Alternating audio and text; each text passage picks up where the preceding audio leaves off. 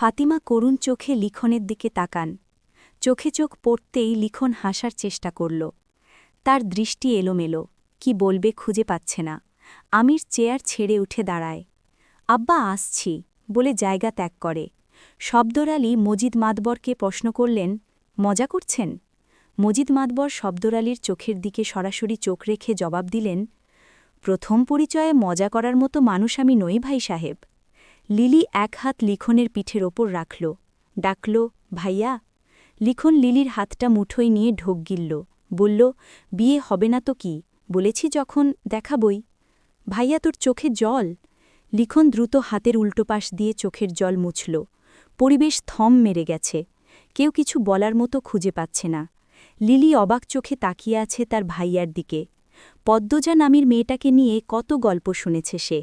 মেয়েটা তার বয়সী শুনে লিলি খুব হেসেছিল। তার ভাইয়া এত ছোট মেয়ের প্রেমে পড়েছে। দিনগুলো কত যে সুন্দর ছিল। ম্যাট্রিক পরীক্ষার সময় বারবার খোঁজ নিয়েছে কবে শেষ হবে পরীক্ষা। যেদিন শেষ হলো সেদিন থেকেই শুটিং শুরু হলো। কথা ছিল 1 সপ্তাহ পর থেকে শুরু হবে। কিছু জরুরি কারণে আগে শুরু হয়ে গেল, তাই আসতে কয়েকদিন দেরি হল। মজিদ মাতবর স্তব্ধতা কাটিয়ে বললেন, বিয়েটা একটা দুর্ঘটনার জন্য খুব দ্রুত ঠিক হয়েছে। লিখন উৎসুক হয়ে জিজ্ঞাসা করল, কি দুর্ঘটনা? ফরিনা সন্দেহান গলায় বললেন, তার আগে তুমি কও তো, পদ্মজার লগে কি তোমার প্রেম আছিল? লিখন ফরিনার প্রশ্নে বিব্রত বোধ করল। ধীর কণ্ঠে জবাব দিল, না, শুধু আমার পক্ষ থেকেই। লিখনের উত্তরে ফরিনা সন্তুষ্ট হলেন। শব্দর আলী কী দুর্ঘটনা ঘটেছিল জানতে চাইলেন।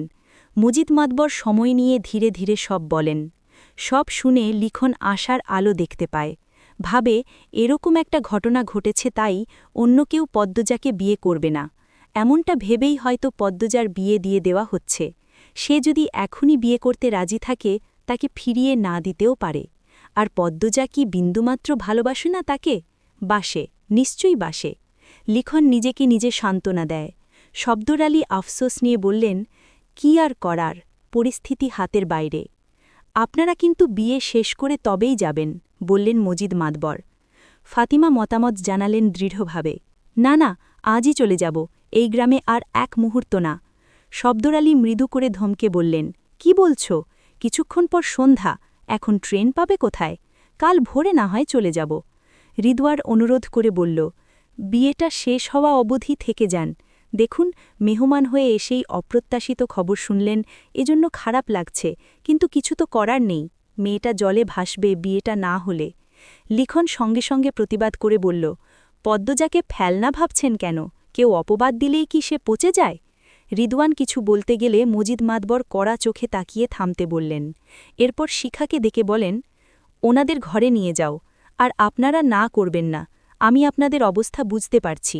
বিয়ে অবধি না থাকুন, রাতটা থেকে যান। বাধ্য হয়ে ফাতিমা রাজি হলেন। তিনি রাগে ফুসফুস করছেন। সব রাগ পড়েছে হাওলাদার বাড়ির ওপর। মনে মনে এই বাড়ির বিনাশ চাইছেন তিনি। মেয়েটাকে তুলে নিয়ে যেতে ইচ্ছে হচ্ছে তার। লিখন তার মনের মণি, নয়তো কি গ্রামের মেয়ে নিতে আসতেন? আর সেই ছেলের মন এভাবে ভাঙল?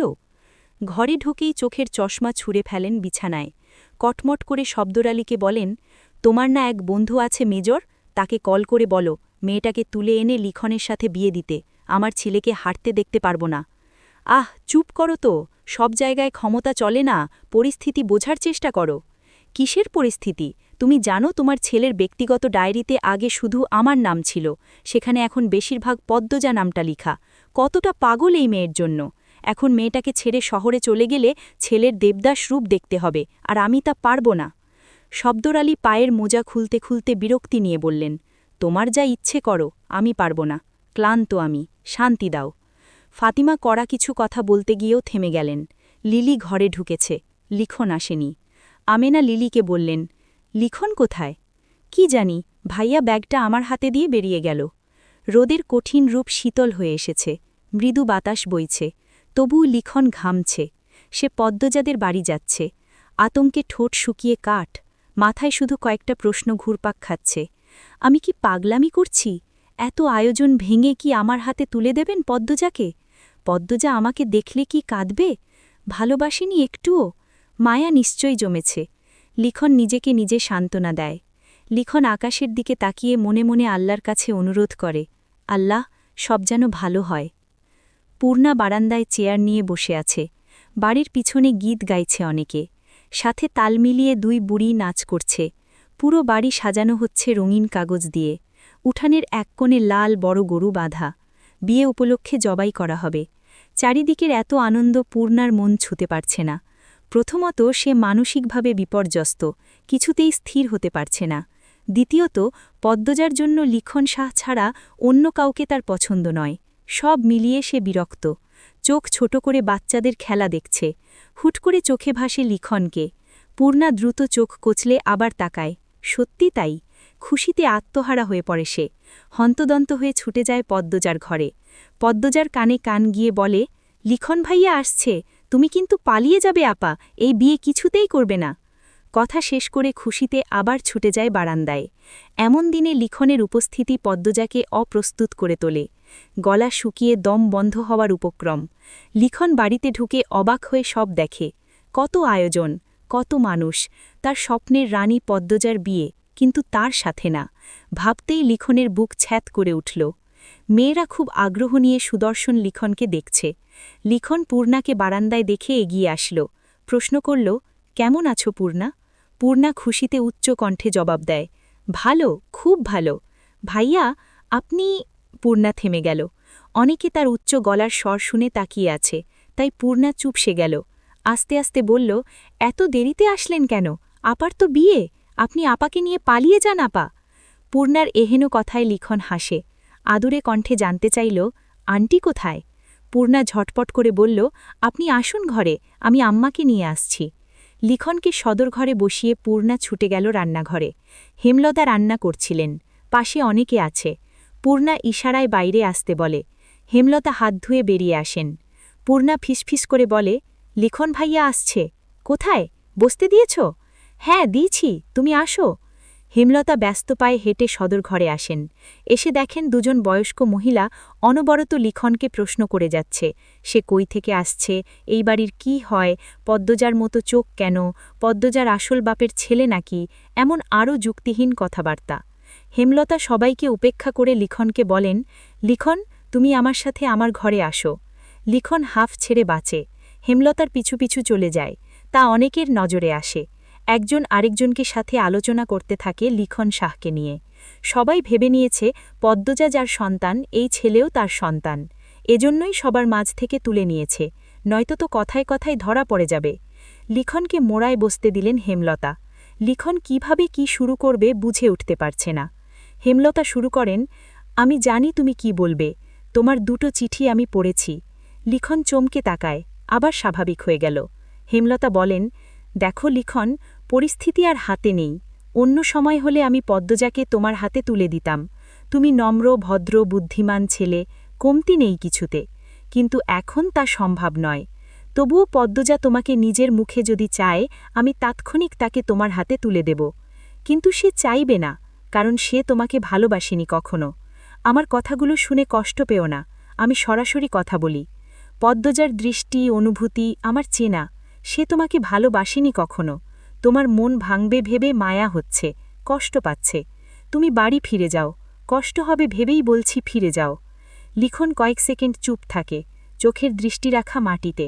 বলল, আন্টি, মেয়ের ভালোবাসা দেখছেন, অন্যের সন্তানেরটা দেখবেন না?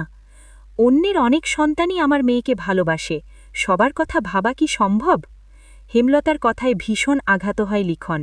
তার মনে হচ্ছে সে কঠিন পাথরের সাথে কথা বলছে। দুই চোখ জ্বলছে ভীষণ, এখনই কান্নারা ঠেলে ঠুলে বেরিয়ে আসবে। ছেলে হয়ে কাঁদা ভীষণ লজ্জার ব্যাপার। লিখন নিজেকে সামলানোর চেষ্টা করল। হেমলতা কঠিন স্বরে বলেন, তুমি পদ্মজার হুপের প্রেমে পড়েছ লিখন। লিখন সঙ্গে সঙ্গে চোখ তুলে তাকায়, বলে, আন্টি, ক্ষমা করবেন, কিছু কথা বলি। পৃথিবীতে যে কটা সফল প্রেমের গল্প আছে, তার মধ্যে ৯৯ ভাগ রূপের টান দিয়ে শুরু হয়। এরপর আস্তে আস্তে ভালোবাসা গভীর হয়। মানুষটাকে নিয়ে ভাবতে গিয়ে, মানুষটাকে নিয়ে স্বপ্ন দেখতে গিয়ে ভালোবাসা আকাশ ছুঁয়ে ফেলে। সময়ের ব্যবধানে সে মানুষটা শিরা উপশিরায় বিরাজ শুরু করে। তখন তার অন্যান্য গুণ চোখে ভাসে। ভালোবাসা আরও বাড়ে। কারো কারো তো দোষও ভালো লেগে যায়। তখন অবস্থা এইরকম হয় যে রূপ নষ্ট হয়ে গেলেও মানুষটাকে আমার চাই। এজন্যই বুড়ো বয়সেও কুঁচকে যাওয়া মানুষটাকেও ভালোবাসতে ইচ্ছে করে, অথচ শুরুটা হয় সৌন্দর্য দিয়ে। আন্টি, আমি পদ্মজার রূপে মুগ্ধ হয়েছিলাম, এটা সত্যি, কিন্তু গত কয়েক মাসে সারাক্ষণ পদ্মজাকে ভাবতে গিয়ে আমি সত্যি সত্যি পদ্মজাকে ভালোবেসে ফেলেছি। পদ্মজার রূপ আগুনে ঝলসে গেলেও এমন করেই বাসব। প্লিজ আন্টি, কথাগুলো শুটিংয়ের ডায়ালগ ভেবে উড়িয়ে দেবেন না। বাস্তব জীবনে মুখস্থ ডায়ালগ আমি আওড়াই না। লিখনের কণ্ঠ গম্ভীর, কিন্তু চোখে জল ছলছল করছে। হেমলতা স্তব্ধ হয়ে যান। কি জবাব দেবেন? ভালোবাসার বিরুদ্ধে কোন শক্তি কাজে লাগে? আদৌ কি ভালোবাসার বিরুদ্ধে যুদ্ধ করা যায়? তিনি সময় নেন। এরপর বলেন, আমার পদ্মজা তোমার কাছে খুব ভালো থাকত লিখন, কিন্তু কিছু সমস্যা সমাজে আছে, যার মুখোমুখি আমি হয়েছি।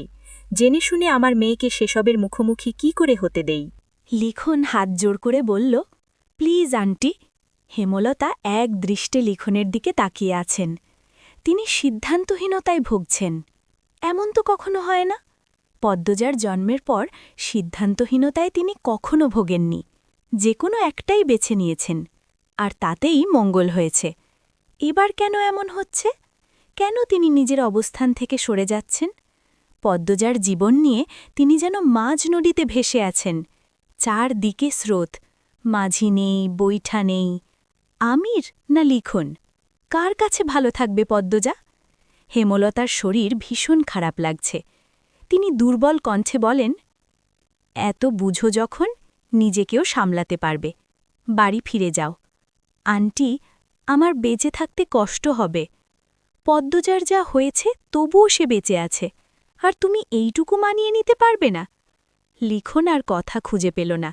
আহত মন নিয়ে উঠে দাঁড়াল। হেমলতা দাঁড়াতে বললেন। ভীষণ ক্লান্ত লাগছে, তবুও হেঁটে এগিয়ে আসেন। লিখনের সামনে এসে দাঁড়ান। বললেন, নিজেকে শক্ত রেখো, অনেক দূর চলা বাকি। কারো জন্য কারো জীবন থেমে থাকে না। ভাগ্যে যা থাকে তাই হয়। সব যেহেতু আয়োজন হয়ে গেছে, আর ভেবে লাভ নেই। তবে কবুল বলার আগেও যদি পদ্মজা বলে তার তোমাকেই চাই, আমি সব ভেঙে চুরে পদ্মজাকে নিয়ে ছুটে যাব তোমার বাড়ি। আমি আমার মেয়েটাকে ভীষণ ভালোবাসি বাবা। এই মেয়েটার সুখের জন্য আমি স্বার্থপর হয়েছি। অন্যের সন্তানের কষ্ট চোখে ভেসেও ভাসছে না। আমাকে ক্ষমা করে দিও। হেমলতার চোখে জলের ভিড়। লিখন ভীষণ অবাক হয়ে দেখে এই কঠিন মানুষটাকে। হেমলতা নিজের দুর্বলতা, নিজের কান্না কেন দেখাল লিখনকে? লিখন জবাব খুঁজে পেল না। শুধু এইটুকু বুঝতে পারল, হেমলতার কাছে জীবন মানে পদ্মজা। লিখন ভাঙা গলায় আসি বলে চলে গেল। হেমলতা সব কাজ ভুলে গুটিসুটি মেরে বিছানায় শুয়ে পড়েন। চোখ বেয়ে 2 ফোঁটা জল বেরিয়ে আসে। মনের শক্তি কমে গেছে। দুর্বল হয়ে পড়েছেন তিনি। নিজের ওপর বিশ্বাস, আস্থা পাচ্ছেন না। সিদ্ধান্ত নেয়ার ক্ষমতা খুঁজে পাচ্ছেন না।